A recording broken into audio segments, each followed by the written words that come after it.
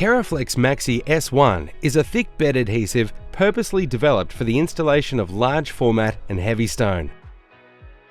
When preparing Keraflex Maxi S1, add the dry components to the water in a bucket and mix for approximately 5 minutes. Scrape the sides of the bucket to remove any remaining powder.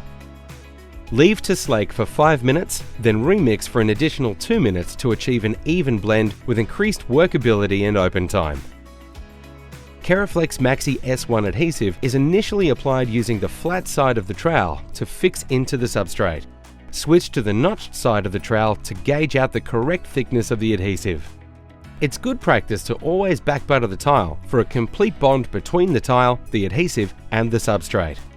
For ease of application, the adhesive should be spread in one direction, across the body, so that when the stone is placed, it only has to be pushed away and pulled back to close the ridges in the adhesive.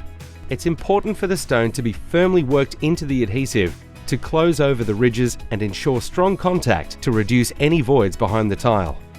Make all alignments and adjustments within 60 minutes. Clean any excess adhesive off the surface of the tiles before it dries.